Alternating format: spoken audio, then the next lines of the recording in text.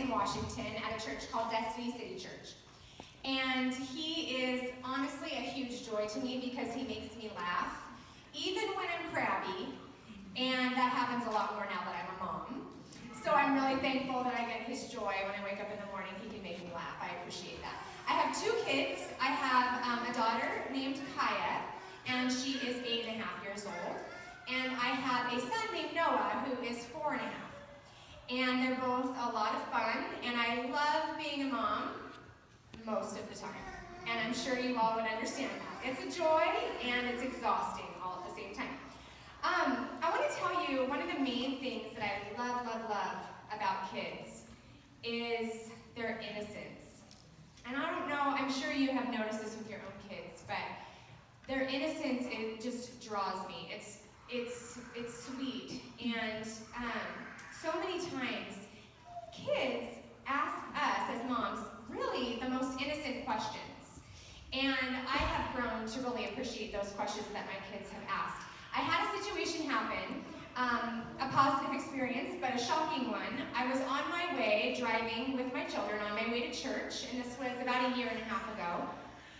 And we were just driving normal, regular day on our way to church. And my daughter in the back seat, she just says, "Hey Mom, can I ask you a question?" And I said, "Well, yeah, you ask me questions all the time. What's your question?" And she said, "Why are boys more important than girls?" And I was so shocked and taken aback. I said, "What? What do you mean?" She said, "Well, Mom, it just seems like God thinks that boys are more important than girls, because all we ever learn about in church are boys."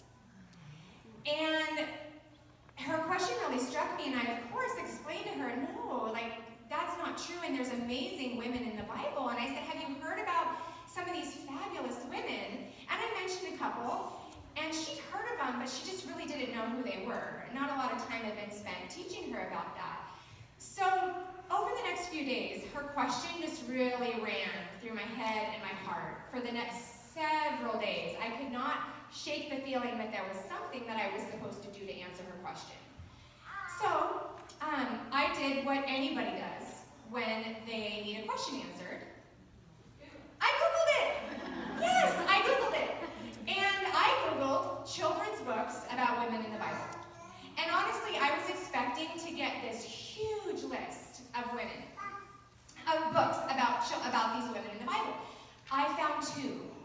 At the time, there was only 2 books. And they were geared towards even really young children, and also they were very princessy. And that's great. That's fabulous. So many girls love princess books, and there's a place for that.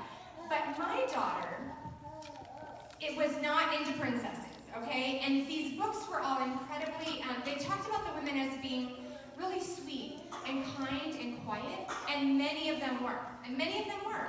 But my daughter is loud, and she is strong-willed. And I wanted Kaya, my daughter, I wanted her to know that God makes women all sorts of ways, right? We've got really quiet women. We've got really more sweet. We have loud and boisterous and brave. And I wanted her to know that there was some amazing heroic women in the Bible. Those are the ones that I was really drawn to. As an adult, as I started to kind of really read the Bible and learn, I thought, man, there are some crazy strong ladies. How come we don't really talk about them that much? So I began to teach my daughter about these women. And so what we decided was, we were like, okay, let's get together every night, me and my daughter, special time, and I'm going to teach her about these awesome gals.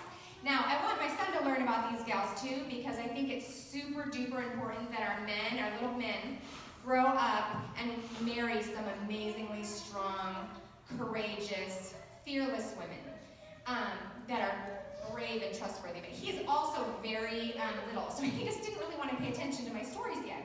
So I went ahead and just talked with my daughter. So this is how we started it. I YouTubed, because who doesn't, love a little YouTube. I YouTubed my favorite story, just to kind of remind me of the details, and then I retold my daughter the story in my own words. So the story that I picked to teach her about was the story of Deborah and Jael. And I don't know if people are familiar with that story, but it is so fun. Deborah is this incredible warrior. She leads the Israelites Israelites into battle against this wicked Sisera, this guy named Sisera, who wanted to just defeat them, enslave them, kill them. And so she leads the battle, and God does some amazing things on the battlefield. Okay, some miracles happen, and so Sisera is like, oh no, I'm going to lose, I'm going to die, I'm going to run for my life. So he's running away from Deborah, and he hides. He like knocks on the tent of this gal named Jael. And he said, oh, can I hide in here? Please let me hide. Jael was not an Israelite. So Sisera thought he was going to be safe hiding with Jael. So he said, can I hide in here, please? But what he didn't know was that Jael was actually related to Moses' wife. So she was in the line, in some regards, to the Israelites. So she was on their side. So he hid in there with her. And what happened was, Jael said, yes, come into my tent. Eat some food, drink some wine, lay down, take a nap. So she makes him feel all safe, and when he lays down to sleep, she takes the tent peg and she stabs it into his head. Oh! Kind of graphic. So we're watching this YouTube video, and it was for kids. I mean, supposedly, but it was really kind of graphic, and it was so funny. I'm thinking I'm traumatizing my child.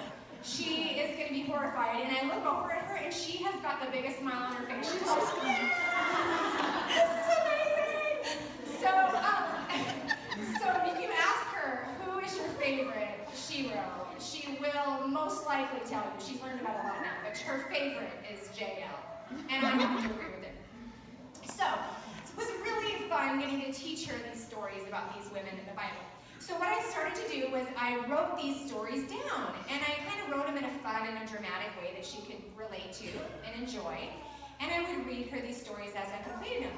Well, I would read them to her each night, and I could not honestly write fast enough for her. She wanted a story every night, and I'm like, hold on, slow down, it takes a while to do this.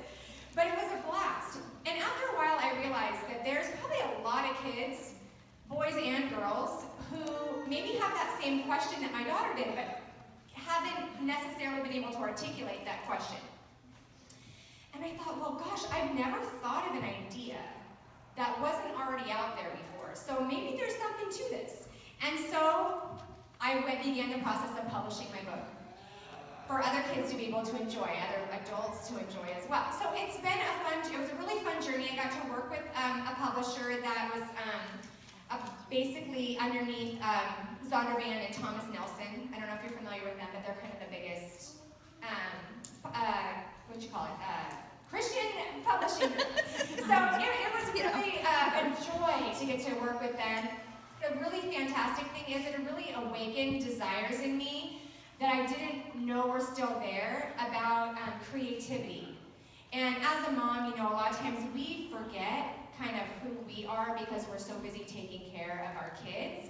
And that was really awakened in me, the creativity. So I got to work with an artist and talk with them about my passion and what I wanted it to look like. And each illustration, make sure you put this and this, and make sure there's a lot of diversity. I want a lot of diversity in terms of the ethnicities, and I just got to say everything that I wanted, and it was a joy. It was really that unexpected adventure that got to be awakened in me. Really fun. So over the course of a year, I got to publish this book. And in the story, so in the children's book, this is what it looks like here. There's 9 stories of 14 women, just from the Old Testament. And when I tell people that, people are really surprised, and I know I was. There's 14 gals, and there's so many more women than that in the Old Testament, but these are the ones that I felt like were SHEroes. 14 women just in the Old Testament. So when people say, oh, and I've had people say, oh, how are you going to do that? There's no women in the Bible. I know. And I say, oh, actually, that's kind of, sometimes people believe that, but there's actually quite a few, and they're amazing. So it was a joy to get to show people there's 14 amazing ones, and hopefully a New Testament one, I'll be able to write that in the next little while, which will be wonderful. So in the book, I got to write about women that even I didn't really know until I began to research about it. So there was a couple women called Shiphrah and Puah. Maybe some of you have heard of them, but they were amazing. They were midwives, and they saved the lives of thousands and thousands and thousands of Israelite babies in the book of Exodus. So amazing women such as them. And then there was one girl who didn't have a name, but she did something amazing. And she's in the book of Judges. And she was probably just a real average girl from what we can know. She was only in the Bible for about 2 sentences. But what she did changed the course of history. And she went from just this really ordinary gal to an incredibly extraordinary gal in one act that she did, an act of bravery. And because this gal didn't have a name, and I really felt like she was supposed to be in my book, I had to give her a name. So it was so cool. I got to name her Kaya, after my daughter. So now my daughter forever will live in this book, and she feels like hot stuff because she is a SHEroes, and she already is. But it's just really neat to have her a part of this. So I want to read you the story of Kaya. It's the shortest one in here. It's a page, and it was fun to try to make a longer story out of it because it's only 2 sentences, you know. But so it's from the book of Judges, chapter 9, and I'm just going to go ahead and kind of give you a little foretaste of what's going to happen here, just so you can see the illustration. But I want to read you her story. Israel had a judge named Gideon. He was a good man who loved the Lord and helped Israel follow God. Gideon had 71 sons. That's a lot of kids. One of his sons, Abimelech, was an evil man. Abimelech was prideful, and he worshipped fake gods. He wanted more than anything to be ruler of Israel, but he knew he was competing with his brothers. So he gathered some evil men and formed a plan to kill all 70 of his brothers. Abimelech's plan worked, and when the last of his brothers was dead, Abimelech became ruler over Israel.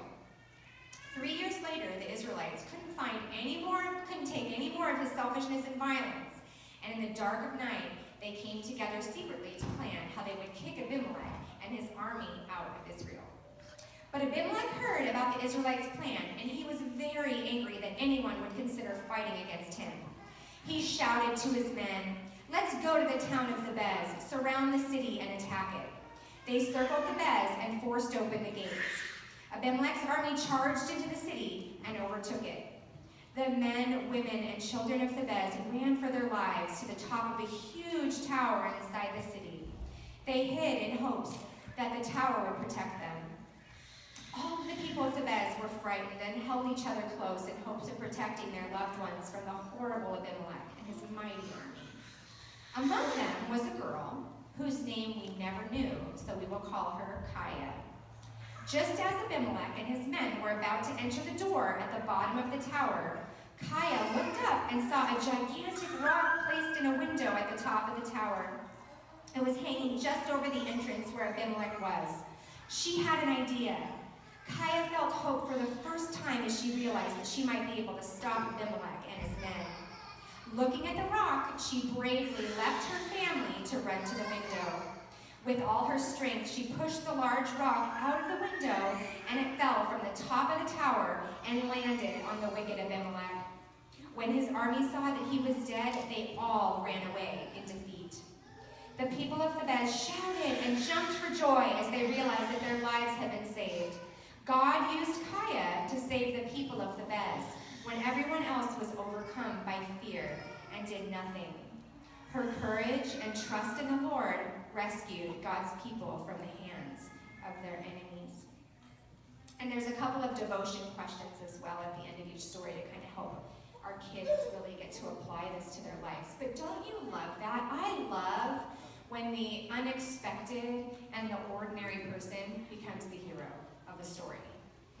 And I especially love that because I can relate to that because I'm totally and completely unexpected, right? I'm completely ordinary. So if she can do it, I can do it. And that's really encouraging to me.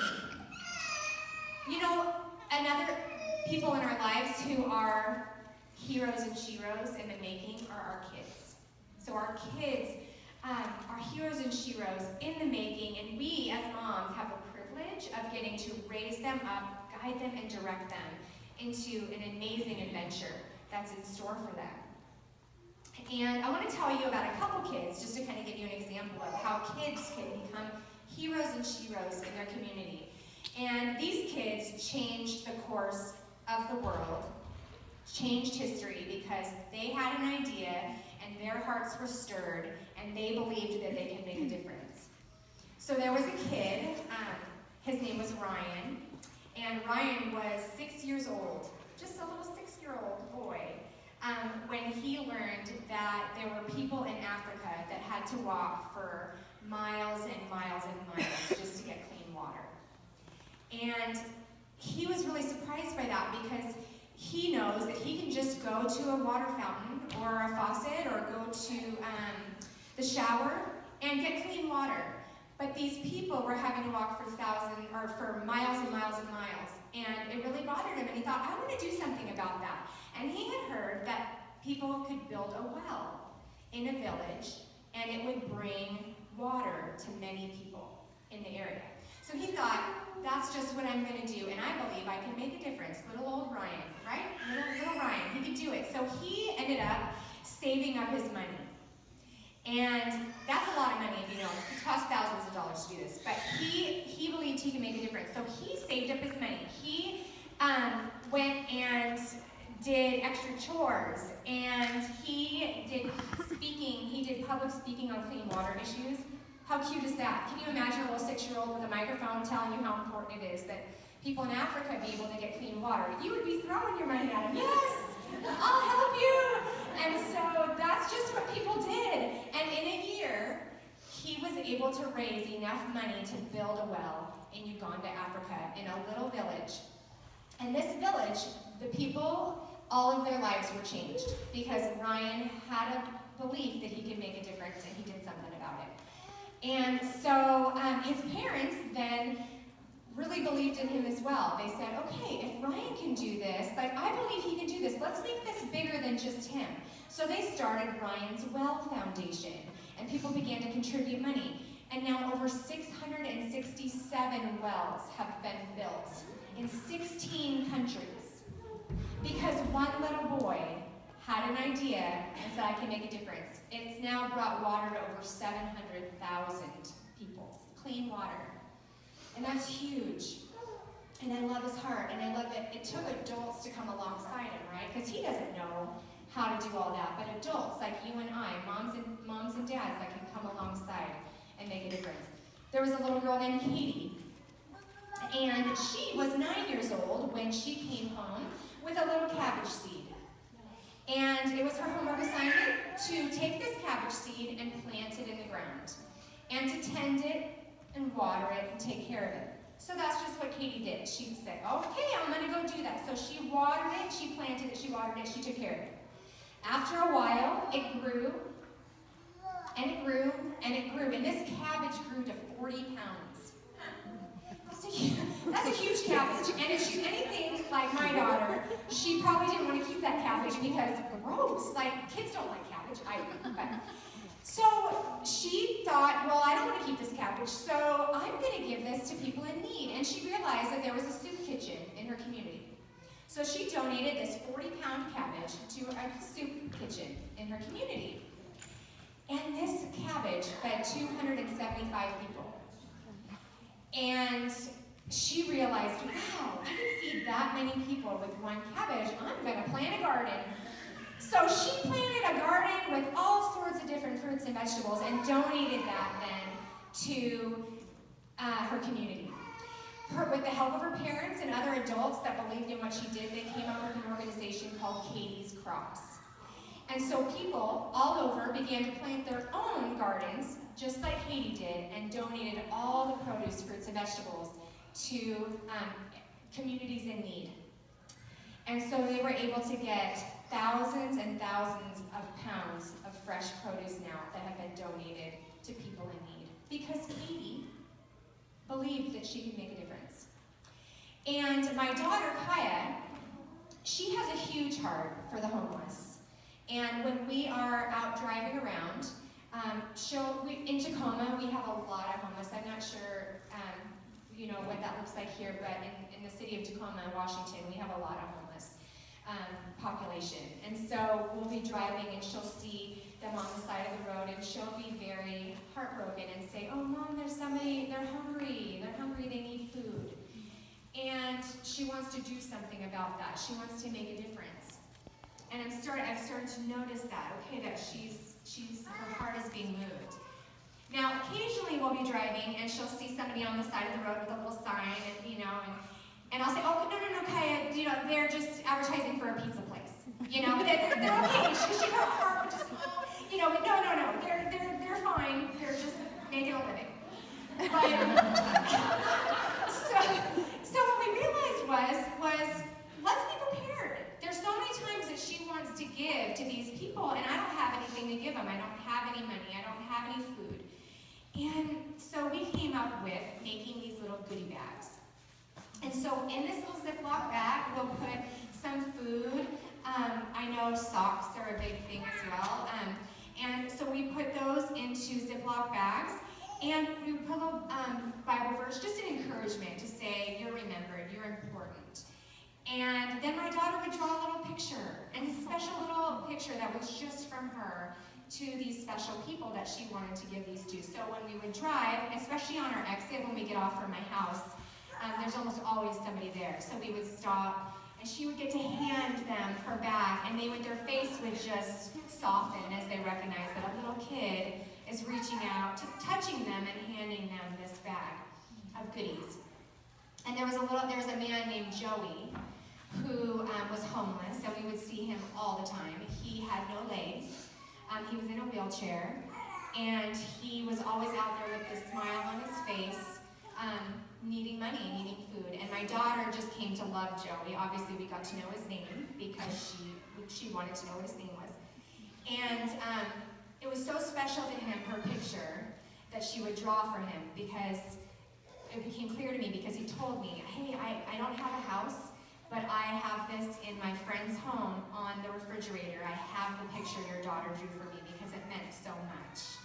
So just that act of kindness, that act of care and mercy that my daughter has, I want to encourage them.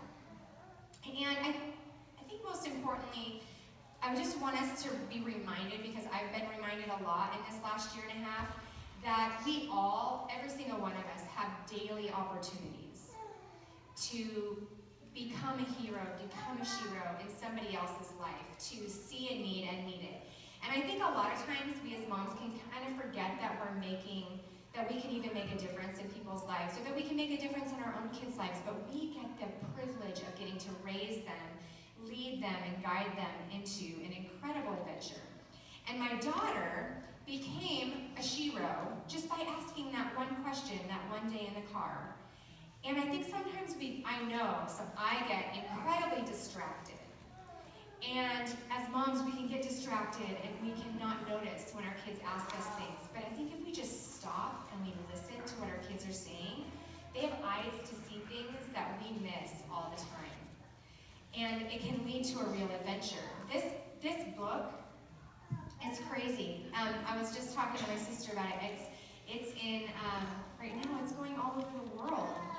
It's in Europe, the UK, Croatia.